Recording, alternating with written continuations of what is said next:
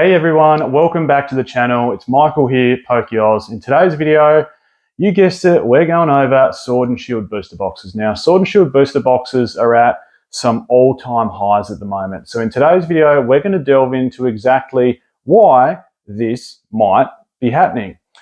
I urge everyone to listen to all the reasons. I think I've got about 6 or 7 reasons why this might be happening. Before we do that though, I just wanted to touch briefly on the whole idea of graphs, because a lot of people are throwing numbers around, and essentially when you log on to TCG Player and look at a graph, it's really simple. It's basically a relationship between two variables. Of course, we've got the x-axis, which is time. In this case, when we look at graphs of Pokemon cards, products over time or singles, and y, of course, is the price. Now, essentially, it's just a collection of hundreds or thousands of sales put into almost like a scatter plot, but they take the average and of course work that into a line graph. And it's literally, like I said, a relationship between two variables over time. So all it is price over time. Now, we can get some, funnily enough, trend lines seem to happen in Pokemon card world. Now, all that means is that there's some sort of positive relationship, of course, to the price over time. So in the case of a Pokemon card product or a card moving up or moving down, all it is essentially doing is having a fluctuation in the price. So this is what we're starting to see quite clearly throughout Sword and Shield era, is that we're seeing some positive relationship between price over time. Why? That is the big question. Why? And I think I've got some fairly strong arguments as to why. Hey, before we jump into them though, if you haven't become a channel member, please do so. It would mean a lot. You can shoot me a personalized email if you do, asking for some investment related questions directly related to yourself. So it could well help you out. Also, if you haven't subscribed to the channel, please do. So some reasons why. And before we jump into the why, I just wanted to chat really quickly about those trend lines that I mentioned. So a lot of these Sword and Shield sets that I'm going to show you soon are all moving upwards. And in fact, I might flash them up on the screen while I'm talking about this part so you can see what I mean. I'm going to be showing Fusion Strike at $201. I'm going to be showing Evolving Skies at $640, although that is cheap. I don't think you can buy an Evolving Skies booster box at $640 US yet. I think that graph still needs to catch up. I'm going to show you Chilling Reign at $174 US. I'm going to show you Lost Origin at $159. I'm going to show you Silver Tempest at $137 and Astral Radiance at $139. And if you look through the graphs as they flash up on the screen, you'll notice that every single set is trending in that north direction. So price is going up. Okay, so if price is going up, does that mean we can predict the future? Well, when it comes to trend lines, generally the whole idea behind a line graph or a trend line graph is it'll give us some indication into the future about what's going to happen. So you might think, well, okay, Evolving Skies has been on this trajectory, so therefore it's going to continue on that trajectory, and in another 12 months' time, it's going to be, $1,200 a booster box. Well, that could well be the case, but keep in mind there's a lot of variables that, of course, come into play.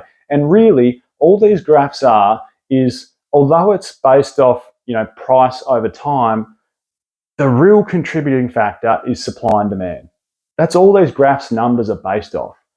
Okay, decrease in supply because more and more has been open. So decreased in sealed supply, and also, of course, demand. If a set has strong chase cards that are still worth heaps of money and people are pumping up a set, there's a heap of demand for it. Can this stop? That is the question. So a lot of these are pointing north. The train is leaving the station. If you haven't jumped on it, jump on it now, because I can guarantee you these boxes aren't getting any cheaper unless, of course, which I'll get to, they get reprinted. But can it stop? And the answer is, well, yes, it can. Okay, that trend line isn't an indication of what's going to happen forever, because if I bring up Team Up now, you notice Team Up over the last 6 months has pretty much flatlined at $2,000 US a box. It was on a massive trajectory north. And if you thought, oh, I better buy Team Up at $2,000 US before it goes to $4,000 US in the next year because this trend line is going to continue up there, well, unfortunately, you've been stuck for the last 6 months at the exact same price. That's not to say that it won't take another jump. But what it shows is we don't truly know exactly what's going to happen with that trend line. Like, it's too hard to tell. So let's jump into some reasons, right? Okay, why are Sword and Shield booster boxes really starting to pop off now. And okay, I mentioned it's all related to supply and demand, but really there's a few reasons for it. And I'm going to point them out to you now. The first one is we're getting deeper and deeper into scarlet and violet. Okay, attention has turned to a new TCG set, of course, which is the scarlet and violet era. And I wouldn't say it's turned away from Sword and Shield, but we're getting just deeper and deeper into Scarlet and Violet that people are almost thinking, man, how good was Sword and Shield? Like, that's the old school vibe. It's like it's got this modern nostalgia about it already, a modern nostalgia around these old arts as we get deeper and deeper into Scarlet and Violet. And I wouldn't say there's less sentiment towards Scarlet and Violet, but from the collecting/investing space, there seems to be. So people are going, oh, the golden time of Sword and Shield is over. We better, I suppose, buy them up because we're getting deeper and deeper into Scarlet and Violet. The second one you've really got to keep in mind is rotation, okay? Anything with an E marked in the bottom corner of the Pokemon card is going out of rotation in April 5th. And that includes sets, Battle Styles, Chilling Reign, Evolving Skies, Celebrations, and Fusion Strike, plus there are some Crown Zenith cards that have an E mark inside them based on being sort of a remake or a reprint of a previous card. But basically, we've got Battle Styles, Chilling, Evolving Skies, Celebration, Fusion Strike, all going out of print rotation. Now, I can't think of one time, and correct me if I'm wrong, someone I'm sure will jump in the comments, that a main set has not been reprinted in the last 5 years out of rotation. Someone mentioned Sun and Moon base to me.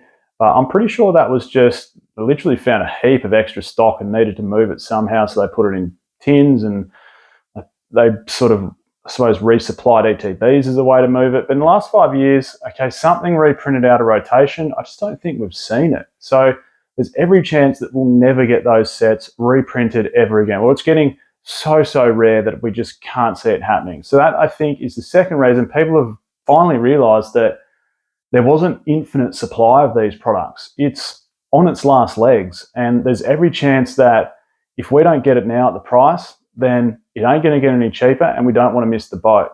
Which sort of leads me into the third point, which is this, of course, FOMO, the whole fear of missing out, that if I don't buy something at 150, I don't know if I want to buy it at 200, or I don't know if I want to buy it at $300. So this whole fear of missing out, the FOMO, and some of that, which leads me to point number 4, can of course be led by content creators like myself.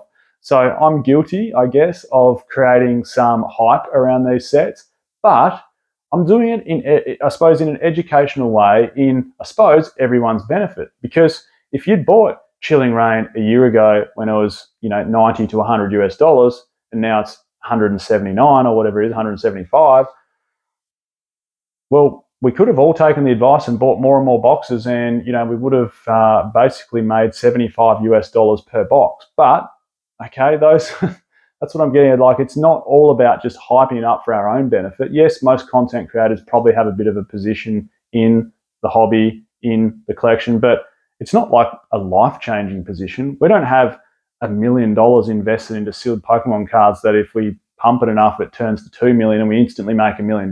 Like, for the most part, we're lucky to have somewhere, or most guys will have one booster box or a case of booster boxes or maybe 10 booster boxes. So even if it does move from 100 to 175, it's a fair bit of effort to make, 6 times $75.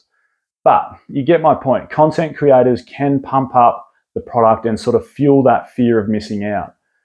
A couple of other ones. The big box retailers, so the reprint might have, or printing might have finished, but it doesn't mean that there's still not stock around. So big box retailers are starting to get out of stock for these sets, okay? Which means then if big box retailers are getting out of the stock, so your LGSs and your big online stores that are selling it with, hundreds and hundreds of booster boxes to sell, if they're getting out of stock, what it means is then the secondary market now controls the price of that box. And that's a really, really important point, because if you own one on the secondary market, you're not just going to let it go for retail price. You're not going to let it go for the price that you paid for it. You're going to want to make some sort of profit over it. So when the secondary market starts controlling the price of something because it's become so scarce that the big box retailers are sold out, then of course prices are going to go up.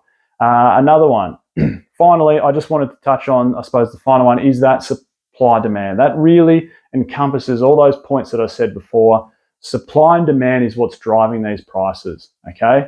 And that's all related to a lot of the reasons that I mentioned before. So I guess that about sums up the video. If you haven't jumped into Sword and Shield booster boxes now, whether it's Astral, Silver Tempest, Lost Origin, Chilling Reign, Fusion Strike, Evo Skies is just getting crazy, isn't it? Is that going to keep going? Like, man, that set's been on fire. I've said 3 months ago, I've said 6 months ago, I've said 9 months ago, the best time to buy Evolving Skies was yesterday.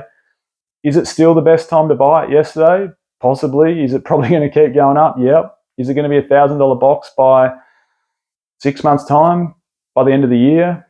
Probably. Like, it's just bonkers, that set. What's the next big mover? I get asked all the time. Is it going to be Lost Origin? Is it going to be Chilling Reign? Is it going to be Fusion Strike? For my money, it's Fusion and Lost Origin. I think Lost Origin is just strong. If a set bounces back so strongly from a reprint, it's a good sign that the set is a really strong set. Lost Origin has one hell of a chase card, the second best chase card outside, of course, the Umbreon from Evolving Skies inside it. It's got a really strong trainer gallery. I don't think it has the depth of alt art hits that Fusion has. Okay, Fusion, of course, you've got that Espeon, which is beautiful, the Gengar, which is the main chase card. You've got two Mews, a VMAX and a V alt art. You've got a Celebi, you've got an Inteleon alt art. So I don't think Lost Origin has the depth that Fusion Strike has of alt art, but it's got that trainer gallery to aid it in strength, and it's got a stronger chase card. Like the Giratina is a stronger chase card than the Gengar. So I guess that about sums it up then. I'm Michael, this is Pokey Oz. Catch everyone next time.